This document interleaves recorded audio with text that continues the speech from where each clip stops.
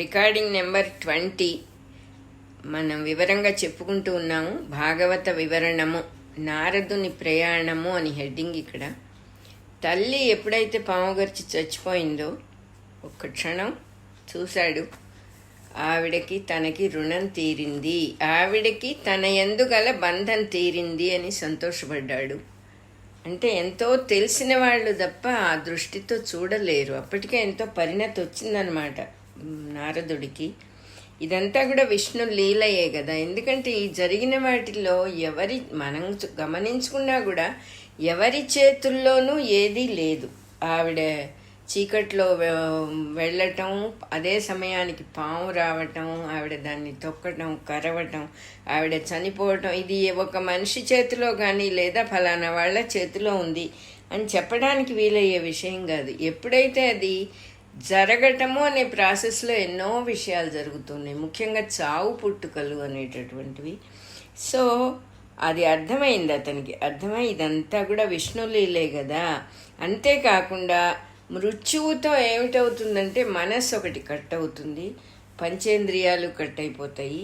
దాంతో ఈ జన్మకు సంబంధించిన వ్యామోహాలు తప్పకుండా తెగిపోతాయి. వాసనలు మిగులుంటాయి, అది వేరే జన్మ తీసుకుంటాయి, అది వేరే విషయం.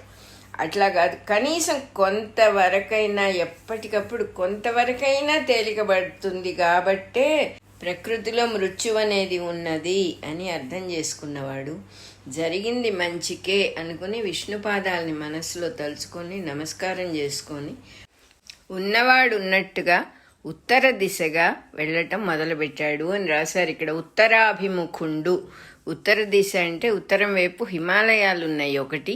ఇంకొక అర్థం ఏంటంటే ఉత్తరము అనే మాటకి స్థూలత్వం నుంచి సూక్ష్మత్వానికి ప్రయాణం చేసేవాడు.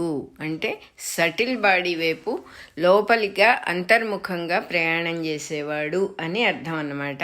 ఇలా సింబాలిక్గా చెప్పారు. అతని గమ్యం ఏమిటో ఇక్కడ ఇండికేట్ చేశారన్నమాట మనకి. గ్రామాలు, పురాలు, పట్టణాలు, పల్లెలు అన్నీ దాటి వెళ్ళిపోతూ ఉన్నాను అని నారదుల వారే చెప్తూ ఉన్నారు ఇక్కడ. మందలు, ఎరుకలు, కోయలు, చెంచుగూడాలంటే మందలుగా జంతువుల్ని పెంచుకుంటూ బతికేటటువంటి కొండజాతి వాళ్ళని అన్నీ కూడా దాటుకుంటూ వెళ్ళాడు ఆయన. వనాలు, ఉపవనాలు అవన్నీ కూడా దాటాడు. దాటి తిని అంటున్నారు. ధాతువులతో జేగురులు తిరిగి వింతగా కనిపిస్తున్న మహాపర్వతాలన్నీ కూడా ఎక్కాడు. ఎక్కటం దిగటం అనేటటువంటి ప్రాసెస్లో ఎక్కడా ఏమీ ఆగలేదు, వెళ్ళిపోతూ ఉన్నాడు అంతే. దట్టమైన కారడవులు కనిపించినాయి. కారడవులు అంటే కారు చీకటి, కంప్లీట్ చీకటిగా ఉండేటటువంటి అడవులు. పధిక జనులకు అంటే వెళ్ళే వాళ్ళందరికీ కూడా, అక్కడ వెళ్ళే వాళ్ళకి శ్రమ తొలగించటానికే అన్నట్టుగా కొన్ని మంచి నీటి తటాకాలు కనిపించినాయి. ఏనుగులు కొమ్మలు విరిచిన జాడలు చూసి, అంటే ఏనుగులు కొమ్మలు విరిచి పడేసినాయి కాబట్టి గుంపులుగా అవి నీళ్లల్లో ఈదటం ఏనుగులకి సహజం కాబట్టి ఇక్కడ ముందున్న తటాకాలు ఉన్నాయి ఇక్కడ ముందర అని అర్థం చేసుకొని నడుస్తూ ఆ గుర్తుల్ని బట్టి నడుస్తూ వెళ్ళిపోతున్నాడు అన్నమాట. తటాకాలు దాటి కొంచెం దూరం వెళ్ళేటప్పటికి మంచి నీటి పక్షుల కూతలు, మంచి తాగే నీళ్లున్న చోట ఉండే పక్షుల కూతలు వినపడినాయి. ఆ రోజుల్లో అందరూ ప్రకృతికి దగ్గరగా ఉండేవాళ్ళు కాబట్టి ఏది ఏమిటి అని వాళ్ళకి తెలుసు. ఇప్పుడు మనం ప్రత్యేకంగా పరిశోధనలు చేసి తెలుసుకోవాలి. అప్పుడు సహజమైన విషయాలేవి, అడవుల్లో ఏముంటాయి, మంచినీళ్ళల్లో ఏముంటాయి, ఎటువంటి జీవులు ఉంటాయి అన్నీ తెలిసిన వాళ్ళు. ఎప్పుడైతే ఇంకా కొంచెం ముందుకు వెళ్ళగానే అతనికి చక్కటి నీటి పక్షుల కూతలు, తుమ్మెదలు జుంకారం చేస్తూ ఉన్న కోనేళ్లు కనిపించినాయి. తుమ్మెదలు జుంకారం అంటే అక్కడ బాగా పూలు చాలా ఉన్నాయి అని అర్థం. తామర పూలు నీళ్ళల్లో కూడా ఉండాలి, తుమ్మెదలు తిరుగుతూ ఉంటాయి కాబట్టి. అప్పుడు ఇంకా అతనికి కొంచెం ఆకలి దప్పులు, అంటే తాగటానికి పనికొచ్చే నీళ్లు కనపడేదాకా ఆ పిల్లవాడికి ఆకలి అనేది వెయ్యలేదు. అప్పుడు వెంటనే ఆకలి దప్పులు కొంచెం కలిగినాయి. ఒక నదిలో నుంచి వచ్చిన కొలను చూసుకొని స్నానం చేశాడు. అక్కడ శుచిగా మంచి నీళ్లు కడుపు నిండా తాగితే కొంచెం అలసట తీరింది అని చెప్తూ ఉన్నారు. ఇదంతా కూడా నారదుల వారు వ్యాసుల వారికి చెప్తూ ఉన్న విషయం. అంతులేని దట్టమైన మహా అరణ్యం అది. అక్కడ ఎలుగుబంట్లు ఉన్నాయి, తోడేళ్ళు ఉన్నాయి, అడవి పందులు ఉన్నాయి, అడవి దున్నలు ఉన్నాయి, ముళ్ళ పందులు లెక్క చేయకుండా తిరుగుతున్నాయి. మరియు ఇంకో పక్క పగలే గుడ్లగూబలు అరుస్తూ ఉన్నాయి. సూర్యరశ్మి దూరలేదు కాబట్టి చీకట్లో గుడ్లగూబలు అరుస్తున్నాయి. పులులు గుర్రుమంటూ ఉన్నాయిట. ఒక దిక్కున ఖడ్గమృగాలు, చీకట్లో తాచుపాములు తిరుగుతూ ఉన్నాయి, కొండ చిలువలు తిరుగుతూ ఉన్నాయి. వనం చాలా భయంకరంగా ఉంది. క్రమంగా నడవటానికి సందు లేకుండా వట్టివేళ్ల గడ్డితో నిండిన దుబ్బులు, వట్టివేళ్ళు అంటాం, ఆ వట్టివేళ్ల తడికలు మనం చల్లదనానికి కిటికీలకు వేసుకొని నీళ్లు చల్లుకుంటూ ఉంటే దాంట్లో నుంచి బయట నుంచి గాలి వస్తే చల్లగా వచ్చేది ఎండాకాలం. ఆ వట్టివేళ్ల దుబ్బులన్నీ కూడా ఎక్కడ పడితే అక్కడ ఉన్నాయిట. గోడ పెట్టినట్టుగా వెదురు బొంగులన్నీ ఉన్నాయిట. వాటిని అల్లుకొని గుహలు గుహలుగా ఏర్పడి తీగలన్నీ దుబ్బులు గట్టిపోయినాయి. ఆ దగ్గరలో ఒక రావి చెట్టు కనిపించిందిట.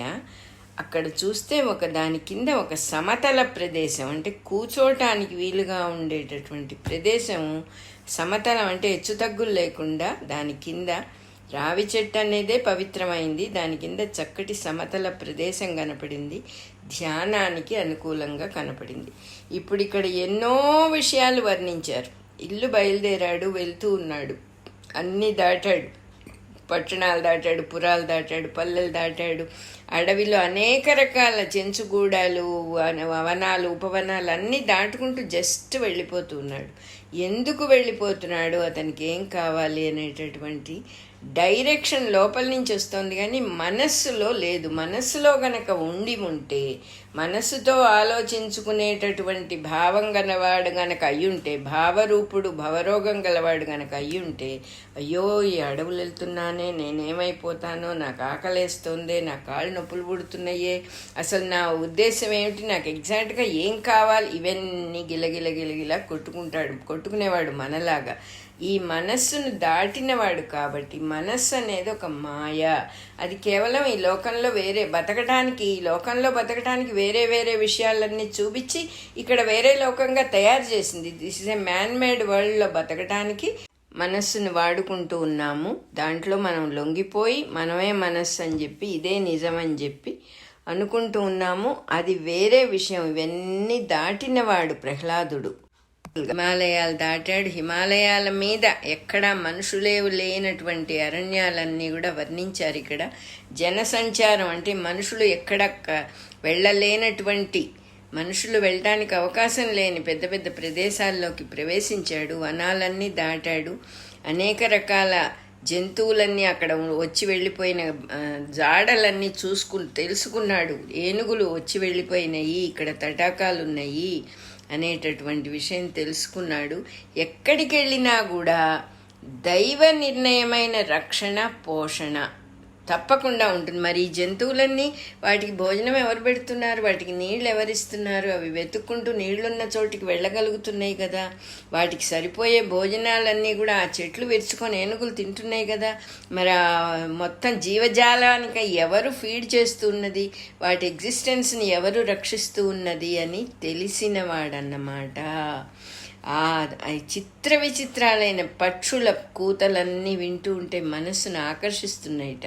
ఒక విషయం మనస్సును ఆకర్షించాలంటే భయం లేకుండా ఉంటేనే, అప్పుడే దైవ విలాసమైన సౌందర్యం, అంటే దైవమే తయారు చేసినటువంటి అందమైనటువంటి ప్రకృతి, ఎంత అద్భుతమైన ప్రకృతి. ఏది చూస్తే ఆనందంగా ఉండదు ప్రకృతిలో.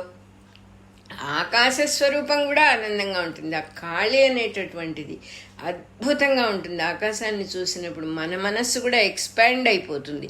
అదే రకంగా చెట్లు, పూలు, ఆకుపచ్చగా ఉన్నటువంటి ఆకులు, అనేక రకాల జంతువులు, ఎక్కడ చూసినా ఆ కోనేటికి ఎంత అందం ఉంటుందో, దాంట్లో ఉన్న పద్మాలకు ఎంత అందం ఉంటుందో, ఆ పద్మాల్లో తేనె ఉండటం ఏమిటో ఎవరు చేశారబ్బా ఈ సృష్టి, ఏమిటి అద్భుత సృష్టి.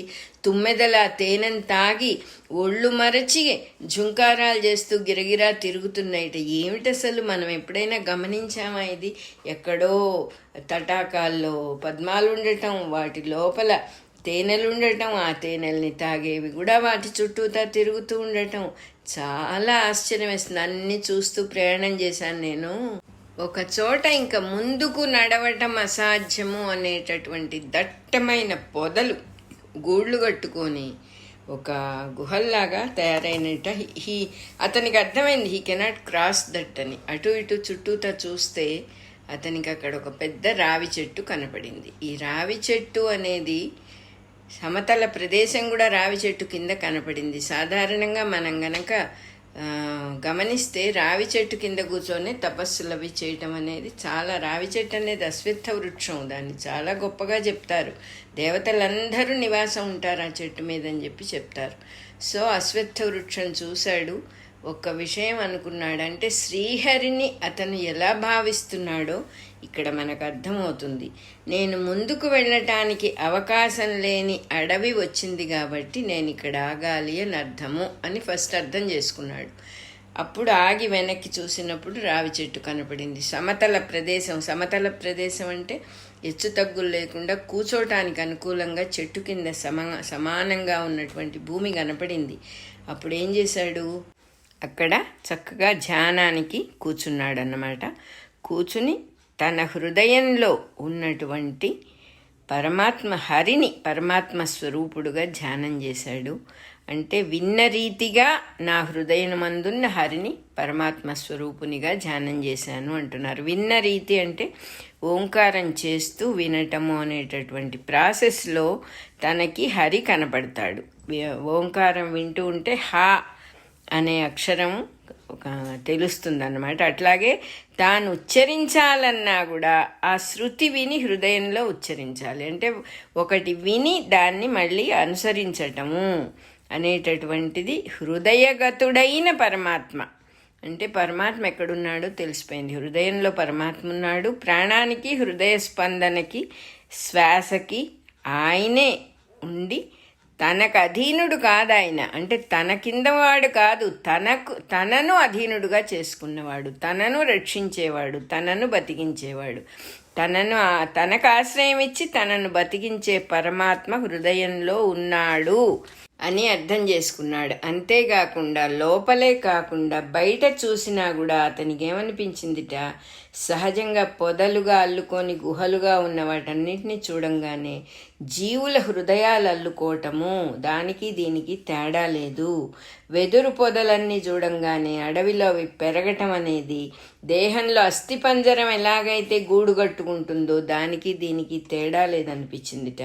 విశ్వమే శరీరంగా ఉన్నటువంటి, విశ్వములో ప్రతి చోట, జగత్తులో, సృష్టిలో ప్రతి చోట శరీరాలు అల్లుకుంటూ శ్రీహరి ఉన్నాడు అనేటటువంటి జ్ఞానం బాగా రూఢి అయిపోయింది ఆయనకు. అటువంటి శ్రీహరిని ధ్యానం చేయటం మొదలుపెట్టాడు. అంటే లోపల బయట అనే తేడా లేదు, ఉన్నవాడు ఒక్కడే, సర్వత్రా ఉన్నాడు, తన హృదయంలో కనిపిస్తున్నాడు అనేటటువంటి దాంతో ఎప్పుడైతే ధ్యానం మొదలుపెట్టాడో ధ్యానంలో మునిగిపోయాడు, ఆనందంలో మునిగిపోయాడు. అర్థమైపోయింది, శ్రీహరి ప్రెజెన్స్ కనపడింది ఆయనకి, దైవం కనపడ్డాడు. ఆనంద బాష్పాలు అంటే కళ్ళల్లోంచి నీళ్లు కారిపోతున్నాయి. మనకు కూడా ఆనందం ఎక్స్ప్రెస్ చేయలేనటువంటి ఆనందం వచ్చినప్పుడు కళ్ళు తడుస్తాయి. ఈయనకి ఇంకా బాగా నీళ్లు కారిపోతున్నాయి. ఆ నారాయణుడి పాదపద్మాలు తలుచుకొని నమస్కారం పెట్టుకుంటూ ధ్యానంలో మునిగిపోయాట. నా భావం కూడా ఆయనే. ఆనంద సముద్రంలో మునిగి ఉన్న స్థితిలో నేను ఈశ్వరుడు వచ్చినా చూడలేకపోయాను అని చెప్పి చెప్తూ ఉన్నారు. సర్వ దుఃఖాల్ని హరిస్తూ ఉన్నటువంటి ఆ ఈశ్వరుడు నేను గ్రహించలేకపోయాను ఆ ఈశ్వరుణ్ణి. అంటే ఏమైంది ఇక్కడ, ఎప్పుడైతే కూర్చొని ధ్యానం చేస్తూ ఉన్నాడో, ఎప్పుడైతే శ్రీహరి ప్రెజెన్స్ కనపడిందో అప్పుడు మళ్ళీ సపరేషన్ వచ్చిందనమాట. థాట్ సపరేట్స్ హ్యూమన్స్ అంటారు. అంటే ఎప్పుడైతే నేను చూస్తున్నాను, నాకు దైవం తెలిసాడు అనేటటువంటి భావన రాగానే సపరేషన్ వచ్చేసింది. ఎప్పుడైతే సపరేషన్ వచ్చిందో అప్పుడు కోరిక వచ్చింది. అయ్యో దైవాన్ని చూడకుండా అయిపోయిందే అనేటటువంటి కోరిక రాగానే లేచి నిలబడ్డాడు. నారాయణుడి దివ్య రూపం నేను మిస్ అయిపోయానా, అయ్యో నాకు కనపడ్డట్టే ఉందే అని చెప్పి మళ్ళీ ఆ కోరికతో ఆ హృదయంలో అది ఇమాజిన్ చేయటం మొదలుపెట్టాడు. నారాయణుడి దివ్య రూపం ఎంత చూసినా ఎక్కడా కనపడలేదు ఆయనకు. ఆ హరి లోపల ఇంతకు ముందు కనపడ్డవాడు ఇప్పుడు కనపడలా. అప్పుడు అటు ఇటు పిచ్చివాళ్ళలాగా తిరిగాట. అయ్యో ఎక్కడ చూడలేకపోయానే అని చెప్పి అటు ఇటు పరుగులు పెట్టాట. అప్పుడు ఆయనకి వాక్కు రూపంలో దైవం మాట్లాడాట. ఏమని చెప్పాడు భగవంతుడు? నాయనా, నువ్వెందుకు ఇట్లా కింద మీద పడుతున్నావు? చూడాలనే కోరిక ఉన్నంతకాలం నువ్వు విడిగా ఉంటావు. నీకు ఒక కోరిక ఉన్నది అంటే నువ్వు విడిపడ్డావు అని అర్థం. అది చిన్న కోరిక అవ్వచ్చు, పెద్ద కోరిక అవ్వచ్చు. కానీ నన్ను చూడాలనే కోరిక కాబట్టి నీకు మంచే జరుగుతుంది. కోరిక అనేది అరిషడ్వర్గాల్లో అంటే శత్రువులైనటువంటి 6 లక్షణాల్లో మొట్టమొదటిది.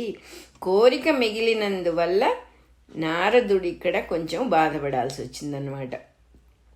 కోరికైనా కూడా నన్ను చూడాలనుకున్నావు కాబట్టి నీకేం దోషం అంటదు. నా భక్తిని అనుభవించడానికి నువ్వు మళ్ళీ నా సేవ కోసం మళ్ళీ పుడతావు. నాపై నువ్వు నిలిపిన మనస్సు, నా మీద నువ్వు మనస్సు పెట్టావు కాబట్టి అది వచ్చే జన్మలో కూడా చెదరకుండా అట్లాగే ఉంటుంది. నువ్వు ఈ శరీరం వదిలేసిన తర్వాత మంచి భక్తుడుగా పుడతావు.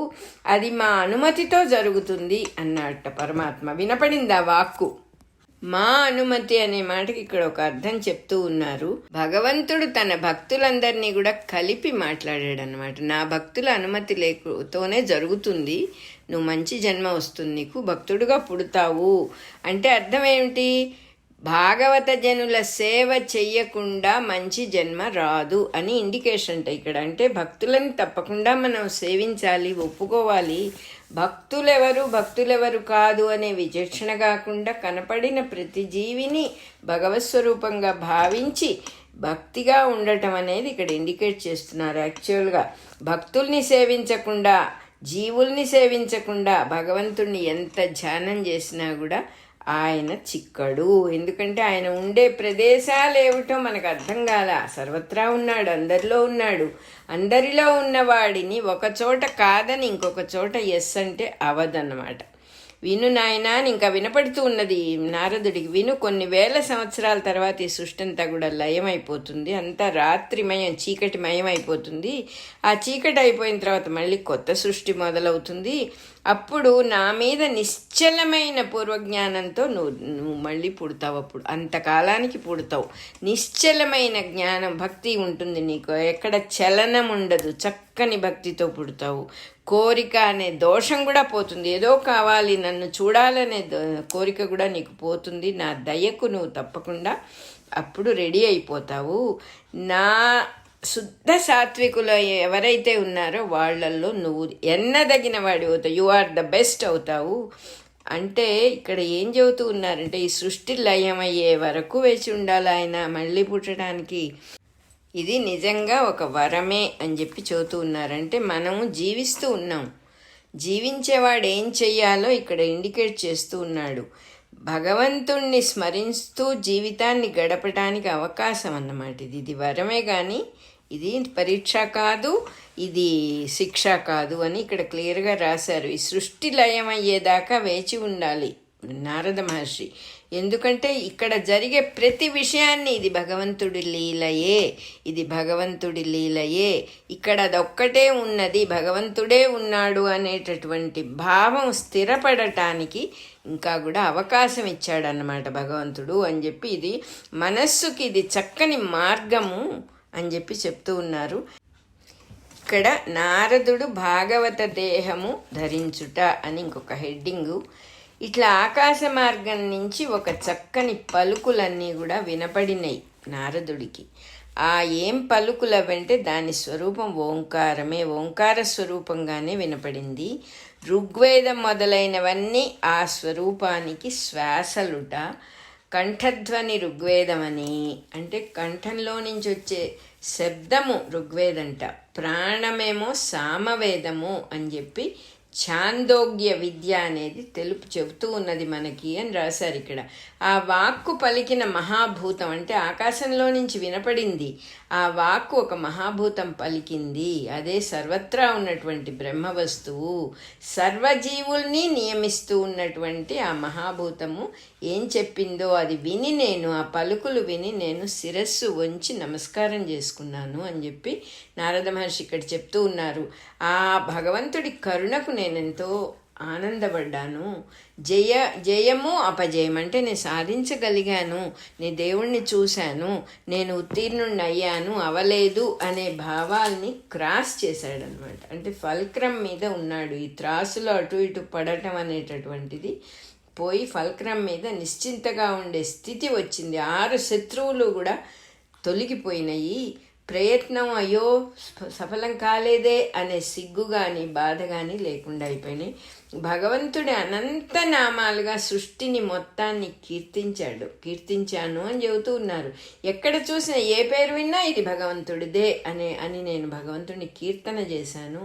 సన్నివేశాలన్నిటినీ కూడా భగవంతుడి చరిత్రలుగా పాడాను. నిరంతరమైన సంతోషం మనస్సుకు అలవాటైపోయింది. ఇంద్రియార్థాల్ని వదిలిపెట్టి నిర్మలమైన అంతఃకరణలో కృష్ణుణ్ణే బుద్ధిలో నిలుపుకున్నాను అంటున్నా. ఇంద్రియార్థాలని వదలటం అంటే ముక్కు మంచి వాసన వైపో చెడు వాసన వైపో మొగ్గుతూ ఉంటుంది, దాన్ని అటు ఇటు పోనివ్వలేదుట ఆయన. అలాగే నోరు రుచి కోసం పాకులాడుతూ ఉంటుంది, దాన్ని వెళ్ళనివ్వలేదు. కళ్ళు అందమైన దృశ్యం కోసం, చెవులు చక్కని శబ్దం కోసం వెయిట్ చేస్తూ ఉంటే ఎక్కడ వినపడంగానే వెళ్ళిపోతుంది ఆ ఇంద్రియం.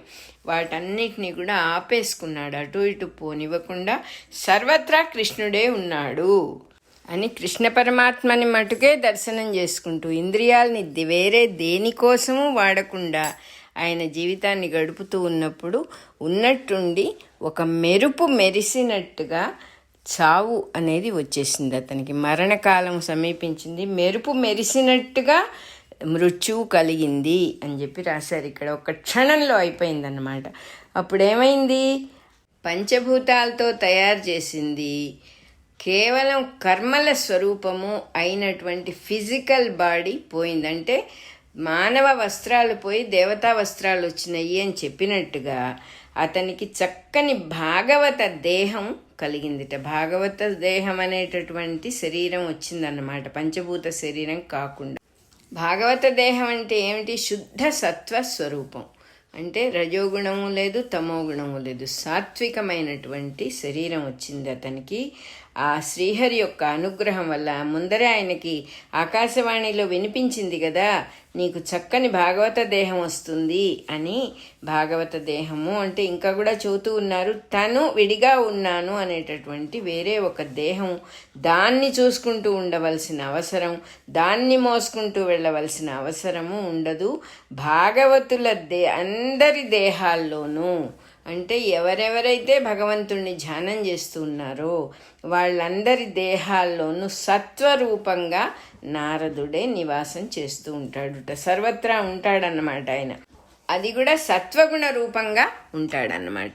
ఇంకా కూడా వివరంగా చెబుతున్నారు, ఈ దేహం కూడా త్రిగుణాలతో కలిగిందేను.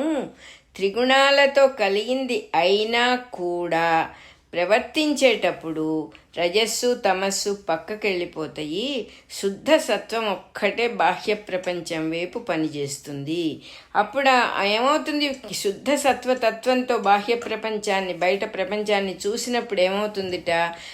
ప్రపంచం అంతా కూడా, సృష్టి అంతా కూడా వేదమయమే, వేదాలతో నిండిపోయి ఉన్నది, భగవంతుడితో నిండిపోయి ఉంది అని తెలుస్తుందిట. భాగవత దేహము అంటే భాగవతుల దేహము, తనకని విడిగా ఒక దేహం ఉండటం అనేది లేకుండా భాగవతుల దేహాల్లో సత్వస్వరూపుడై, సత్వగుణ రూపుడై నివసిస్తూ ఉంటాడు ఆయన అన్నారు. కొంతకాలానికి ప్రళయం వచ్చింది. 3 లోకాలు తన లోపలికి శ్వాసగా శ్రీహరి పీల్చుకొనును అంటున్నారు. ఇక్కడ చాలా తమాషాగా ఉంటాయి ఇవి. 3 లోకాలని లోపలికి పీల్చుకొని నిద్రపోదామని డిసైడ్ చేసుకున్నట్టు ఆయన. అంటే అర్థం ఏమిటి? రోజు మనం చేసే పనే 3 లక్షణాలని మింగేసి కూర్చుంటాం. మనం శ్వాస లోపలికి పీల్చుకుంటాము అంటే ఏంటంటే జాగ్రత్త, స్వప్న, సుషుప్తుయ్ అనే 3 లోకాలని మింగి హాయిగా నిద్రపోతాం. ఏ లోకము లేదు, మనకు మెలకువే లేదు, ఏ లోకంలోనూ మనకు మెలకువ లేదు. మనం మెలకువ తెచ్చుకోకపోతే ఏ లోకము లేదు. కానీ మనకి దాన్ని గురించి వేరే కాన్సెప్చువల్ ఐడియా ఉంది కాబట్టి నిద్రపోయాము. నిద్రపోవాలండి, దేహానికి నిద్ర చాలా అవసరం, ఆరోగ్యానికి మంచి లక్షణం అని ఇలా చెప్పుకొని దాన్ని మాయతో ముంచేసుకొని చూస్తున్నాం కాబట్టి ఆ స్థితి ఏమిటో మనకి తెలియదు. అది శ్రీహరి కల్పించిన స్థితే. శ్రీహరి ఊపిరి పీల్చుకున్నాడంటే అంత లోకాలన్నీ లోపలికి వెళ్ళిపోతాయి. ఆయన శ్వాస విడిచినప్పుడే మళ్ళీ అన్నీ బయటకు వస్తాయి. అంటే మెలకు వస్తుంది ఆయనకి. మనకు కూడా అంతే. కళ్ళు తెరిచి తెరవక ముందే మన ప్రపంచం అంతా కూడా బయటికి దూకుతుంది. మంచం మించి ఎగిరి గంతు వేసే సందర్భాలు కూడా ఉంటాయి. ఆఫీస్ టైం అయిపోయిందంటాం, ఎవరో వస్తున్నారు చూసుకోలేదంటాం, ఒక్క జంప్ చేసి ప్రపంచంలోకి దూకేస్తాం. అది ఏమీ కొత్త విషయం కాదు, కానీ మనం వేరే రకంగా చూస్తూ ఉన్నాం. దీన్ని చెబుతూ ఉన్నారు. కొంతకాలానికి ప్రళయం జరిగి 3 లోకాలు శ్రీహరి శ్వాసగా లోపలికి పీల్చుకున్నాడు, నిద్రపోవాలి అని డిసైడ్ చేసుకున్నాడు. అప్పటి దేవుడు నారాయణుడు. శ్రీహరి నిద్రపోవాలని డిసైడ్ చేసుకొని 3 లోకాలని లోపలికి తీసుకున్నప్పుడు ఆ స్థితి పేరు నారాయణుడు. నారములు అంటే అర్థం ఏంటిటంటే మనలో ఉండేటటువంటి తెలివి రవ్వలుట. ఏమిటి మన తెలివి? ఎంత అద్భుతమైన తెలివి! ఎవరు మెలకువ తెచ్చుకుంటున్నారు? అసలు మెలకువ అంటే ఏమిటి? మన లోపల నుంచి మనంగా ప్రవర్తిస్తున్నదే వెలుగు రవ్వలు. ఆ వెలుగుల రవ్వలు లేకపోతే, ఆ తెలివి లేకపోతే మనము అనేటటువంటి స్వరూపమే లేదు. అది నారాయణుడి స్వరూపం అన్నమాట. అది ప్రళయ కాలము అనేటటువంటి సముద్రంలో ఆ దేవుడు, ఆ శ్రీహరి నారాయణుడై నిద్రపోవాలని డిసైడ్ చేసుకొని ఆయన మొత్తం అన్ని లోకాలని లోపలికి పీల్చుకున్నాడు అని ఎంతో చక్కగా రాశారు. మనం ఏం చేస్తాం? మనమైనా అంతే కదా. ప్రళయకాలం అనే సముద్రంలో అని అనంగాని మనం అన్నీ మర్చిపోయి హాయిగా నిద్రపోతాం. మన నిద్ర ఎక్కడ జరుగుతోంది? ప్రళయం అయిపోతేనే నిద్ర వస్తుంది. ప్రళయం అవ్వకపోతే నిద్ర రాదు. కలత నిద్ర, పీడకలలు, నానా బాధలు పడతాం. ఆ ప్రళయం అనేటటువంటి దాన్ని సముద్రంతో పోల్చారు. ఆ సముద్రంలో శ్రీహరి నిద్రపోదామని డిసైడ్ చేసుకున్నాడు. అప్పటి దేవుడి పేరు, ఆ దేవుడి పేరు నారాయణుడు. నారములంటే తెలివి తాలూకు రవ్వలు. తెలివి తాలూకు కాదు, మనలో ఉండే తెలివిగా ఉండే రవ్వలు.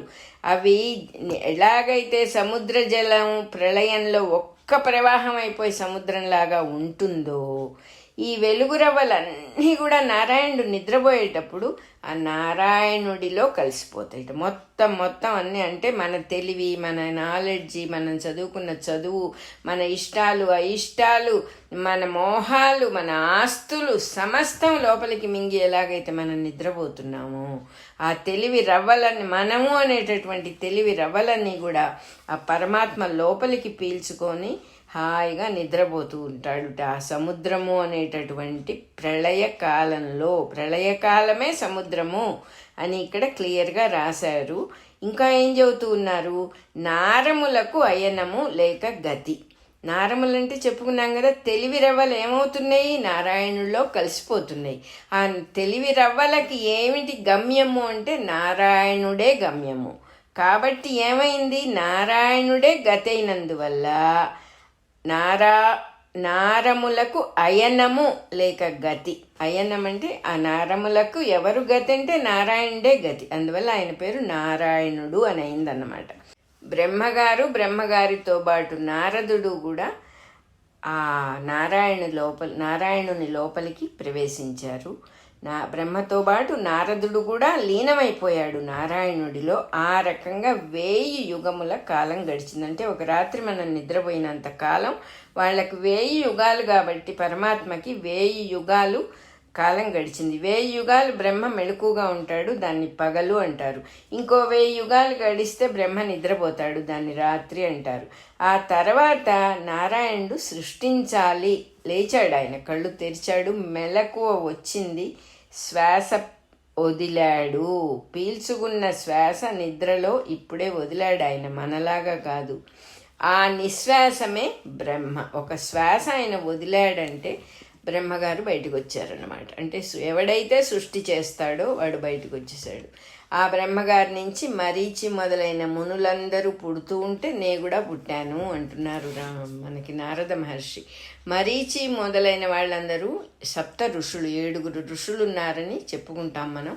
సృష్టి ప్రారంభంలో వీళ్ళు సనకాదులైన 4 కుమారులు, సనక, సనందన, సనత్కుమార, సనత్సుజాతులు అనే 4 బ్రహ్మకుమారులు, మనువులు 14 మంది నా భావరూపాలై మానవ సృష్టిగా బయటికి వస్తారు అని గీతలో కృష్ణ పరమాత్మ చెప్పాడు కదా.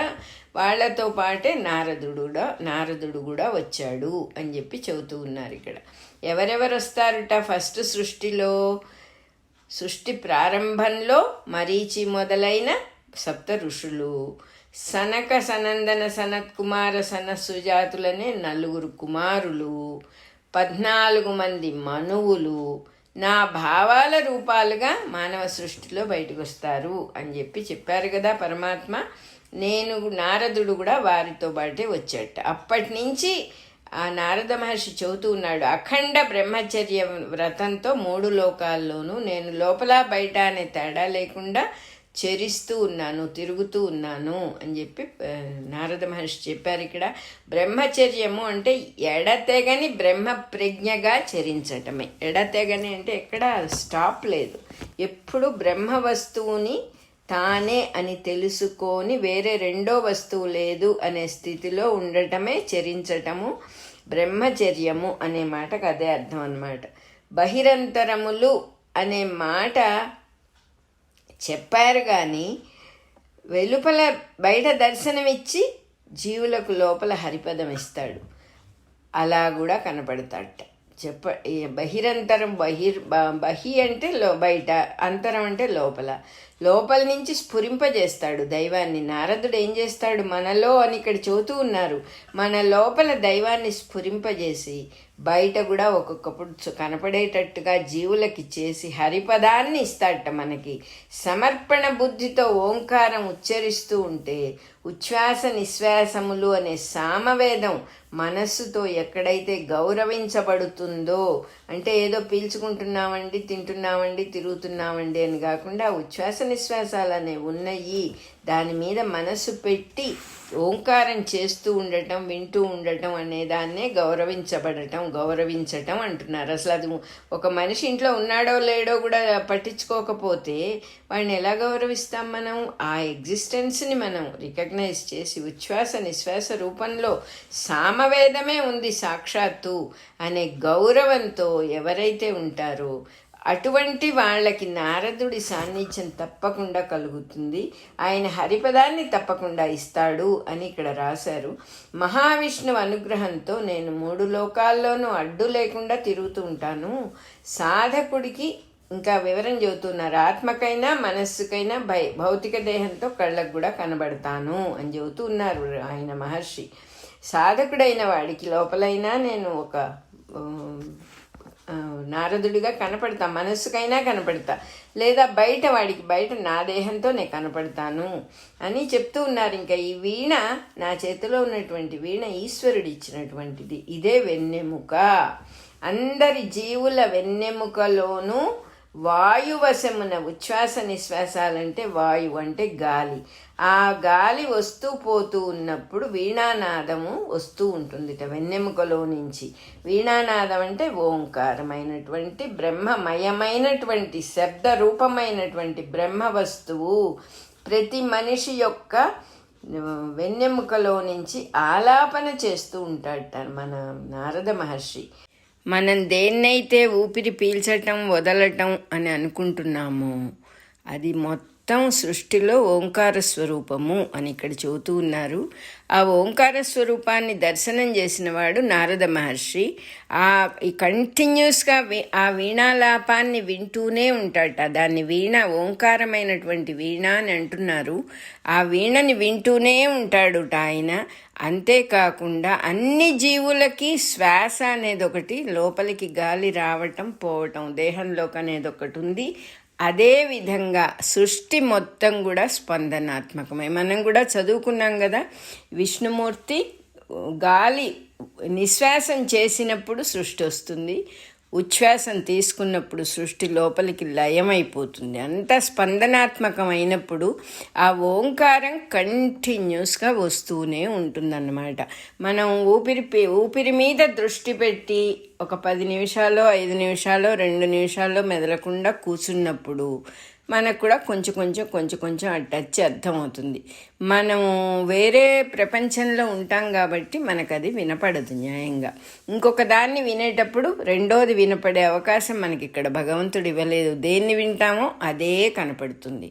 ఆ నారదుడు ఏం గొప్ప విద్య నేర్చుకున్నాడంటే దేన్ని వినాలో అది వినటం నేర్చుకున్నాడు. అదే ఆయన దివ్య దేహం. అసలు దేనిని వింటే ఇంకా దేనిని విననక్కర్లేదో, ఏది నిజంగా సర్వత్రా ఎప్పుడూ ఉంటుందో, ఏ మార్పు లేకుండా బ్రహ్మస్వరూపమై ఏది ఉంటుందో అది వినేటటువంటి వాడు, ఆ వీణమీటులు చేసేటటువంటి వాడు నారదుడు అన్నమాట. అంటే మనం ఈ దేహంలో విడిగా ఉన్నాము, నా జన్మ ఎప్పుడు సార్థకమవుతుందో అని కానీ, లేకపోతే ఏం చేయక్కర్లేదు, ఏదో ఇట్లాగే ఉంటుంది లైఫ్, ఇట్లాగే కబుర్లు చెబుతూ ఉంటారు, అది చేస్తే ఇది చేస్తే అది అని కానీ ఎన్నైనా అనుకోవచ్చు. మనం అనుకున్నందువల్ల ఎటువంటి ప్రోగ్రెస్ రాదు. మనకి ఉన్న విషయాన్ని గమనించినందువల్ల వస్తుంది. ఏం జరుగుతోంది, వీళ్ళు చెప్తూ ఉన్నది కరెక్టేనా, భాగవతంలో చెబుతూ ఉన్నదాన్ని నేను క్వశ్చన్ చేయటం కాదు, అసలు దీన్ని ఎలా అర్థం చేసుకోవాలి. నిజమే కదా, అందరూ ఊపిరి పీలుస్తూ ఉన్నమాట నిజమే, దాంట్లో నుంచి ఒక శబ్దం అనేది పుట్టే మాట నిజమే. మిగతా శబ్దాలన్నీ వింటూ ఉన్నందువల్ల ఇది మనకు వినపడటం లేదు. అంతేకాకుండా ఇంకో మంచి మాట, ఏది వింటే అది వినపడుతుంది, ఏది చూస్తే అది కనపడుతుంది. ఎవరిని చూస్తే వాళ్ళు కనపడతారు, ఎవరిని వింటే వాళ్ళు వినపడతారు. భాగవత సారం మొత్తం ఇదే. భగవంతుణ్ణి చూడటం నేర్చుకుంటే ఆయనే కనపడతాడు, భగవంతుణ్ణి వినటం నేర్చుకుంటే ఆయనే వినపడతాడు. నిదానంగా మనం ఈ సాధనలోకి దిగుదాం. భాగవతం మనల్ని చేయబట్టుకొని తీసుకెళ్తుంది. నారదుడు అంటే మనకి మొట్టమొదటి గురువు, సర్వత్రా ఎప్పుడు మనతో పాటు ఉండేటటువంటి గురు స్వరూపం నారదుడు. తప్పకుండా ఆ తండ్రి మనల్ని ఉద్ధారణ చేస్తాడు. అందుకే ఆయనకు మనం అందరం కూడా ఒక నమస్కారం పెట్టుకుంటూ ఉన్నాము. ఇప్పుడు మన రికార్డింగ్ నెంబరు 21 అయిపోయింది.